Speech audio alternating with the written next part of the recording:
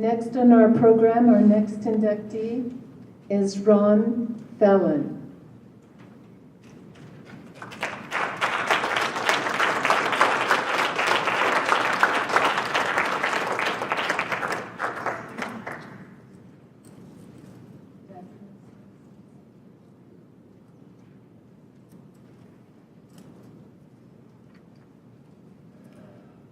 G'day, I'm from down under. What an amazing night so far. Some of these people's names are books that I saw on the shelf when I was studying massage all those years ago, back in the early 90s. I actually feel quite young compared to some of these people who've been practicing for 40 and 50 years. It's a great honour to receive this award, so thank you very much. My professional career started out in massage and some other allied health field, and I had the honour of meeting and learning from some wonderful practitioners in Australia.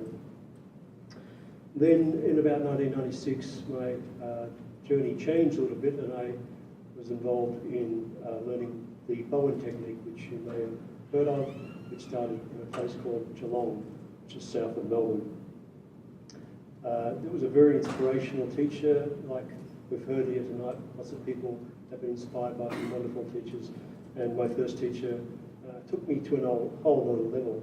She took me out of my left brain and showed me I actually had a right brain. So that was really interesting. I hadn't thought about that before. And through my journey with Bowen, I guess I've learned some wonderful things, not only from my teachers, but also from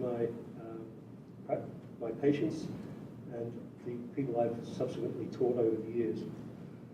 My connection with the Bowen world in Geelong, where it all started back in 1957, was inspired through a wonderful lady by the name of Reenie Horwood. And Reenie was 89 when I met her in 1998, and it was her house in back streets of Geelong that Tom Bowen first practiced from.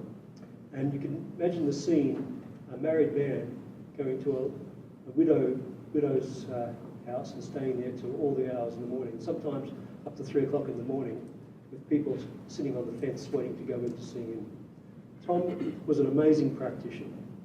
He was treating on average between 65 and 100 people per day with a 90% success rate. I don't know of any other practitioner who comes anywhere near that. It's just an amazing talent. And when he left this world, he imparted probably only 10% of what he knew. So for us, those of us who have learnt his work have been trying to figure out the rest of it for the last 30 years. Through Reen, she told me before she passed that the things that inspired her, or the things that Tom was most valued mostly, was that one, he was never formally recognised for his work, and so to that end, in 2002, on the 20th anniversary of his death, a monument was installed across the road from the house where he first practiced. And then the other aspect of his work, which was really, really important to him, was his work with children with disabilities. And he would work with kids with polio, cerebral palsy, get them walking again.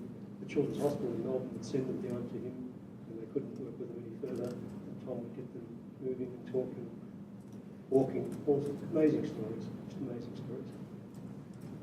So in 2003, I set up a fund called the Tom Bowen Legacy Trust Fund, and that now is running in Australia. It's been running. We've given many, many gifts to children who need wheelchairs or electronic equipment, lifting equipment, and it's also started up in the UK, and there's approximately 40 children's clinics across the UK which are involved with the fund and helping children with disabilities, and that was the important aspect of Tom's work. Right, here we go. Goes the lights again. I knew my luck was going to run out.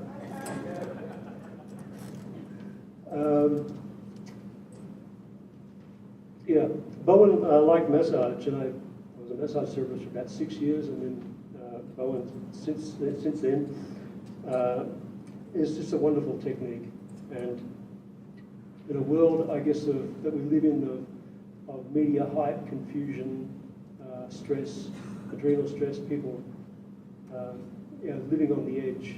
I think we're very privileged to be able to work with our hands, with our hearts, and help these people out of that environment. And people look at what we do and think how wonderful it is, and it is. It's very, very wonderful to be able to do this.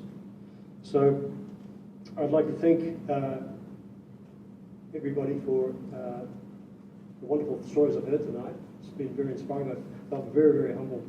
I was almost going to walk out the door when I heard some of these stories tonight. To be in the same environment is a great honour. But before I'd like to go, I'd like Mike to come down. And in traditional, the Indigenous people of Australia in the area where I live are called the Koori. And the traditional Koori, before the light goes out,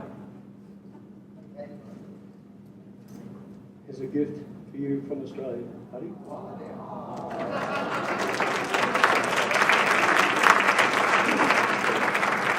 Thank you very much.